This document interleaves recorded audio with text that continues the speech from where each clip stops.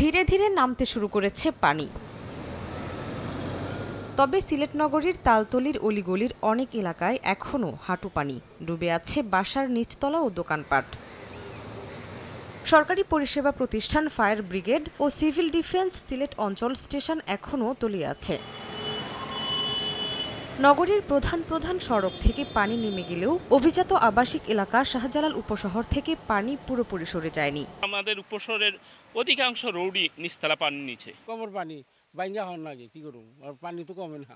শুক্রবার সকালে সুরমা নদী পরিদর্শন শেষে পানি সম্পদ প্রতিমন্ত্রী বলেছেন, বন্যার হাত থেকে রক্ষায় সিলেটের সুরমা, কুশিয়ারা এবং সুনামগঞ্জের 20টি নদী খনন করা হবে। এই পরিমাণ পানিটা আসে, সেই পানিটা ধারণ করার ক্ষমতা তৈরি করার জন্য যা যা করার দরকার, যে সমস্ত নদী এবং খালগুলোকে খনন করার দরকার, সেটা করার জন্য আমি এখানকার প্রধান প্রকৌশলীকে নির্দেশনা দিয়েছি।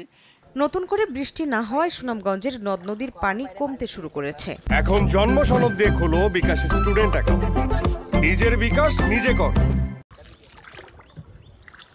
সদর ও বিশ্বম্ভরপুর উপজেলার ঘরবাড়ি থেকে নামতে শুরু করেছে পানি। তবে নিম্নাঞ্চলের মানুষ এখনও দুর্ভোগে আছে। বানের পানিতে গোলার ধান, হাঁস মুরগি ও আসবাবপত্র, পুকুরের মাছ, সবজি ক্ষেতের ব্যাপক ক্ষতি হয়েছে। লবার ব্রিজটা লিক হয়ে গেছে, এটা মানে নষ্ট হয়ে গেছে। এটা সরকারে বদলাইবার চেষ্টা যদি করে আর কইরা দেয় তাহলে আমাদের অনেক উপকার হইব। আমার ধান হচ্ছে ওই যে নিয়ে খাল ক্ষেত কাটতে পারছি না, কাটতে না চলছি, এদিকে তখন এদিকে যেন ছোঁয়া দেওয়া আছে, ফুটছা গলে যেতেছে। এরপরে আলোর টালোটি খুঁজতে গেছে পানি। সবচেয়ে ক্ষতি হয়েছে স্কুল মাদ্রাসা ছাত্রছাত্রী যাইতে না, এই যে রাস্তাঘাট ভাঙ্গা। পানি অনেক চুলামুলা তো নিচে বই ভাঙ্গা, তো খানি বলে তো আমরা কষ্ট। আশ্রয়কেন্দ্র থেকে নিজ বাড়িতে ফিরছেন বাসিন্দারা। ঘর মেরামত এখন নতুন চ্যালেঞ্জ। ঘর থেকে পানি নামলেও নৌকা ছাড়া চলাচলের উপায় নেই হাওড় ও নদী তীরবর্তী বাসিন্দাদের। তো পানি আস্তে আস্তে কম যাও, বাড়ি ঘর লইছে, আস্তে আস্তে ঘর তো ঠিক করা লাগবে। ইউনিয়নের মেম্বার চেয়ারম্যান আছে, দেখে না দেওয়ে ভাঙ্গে আমার সারালি হয়েছি, একটা করে ফালা টালা কুচ্চু রয়েছে না। 100 কিলো ভাড়া থেকে তুলা দেখা যাইব, যে এজন্য চলে গেছে।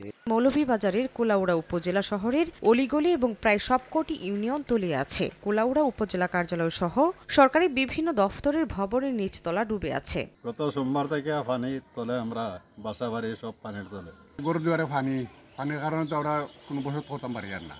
অন্যদিকে হবিগঞ্জে নদ নদীর পানি কমতে শুরু করায় অনেক বাড়িঘর থেকে নেমে গেছে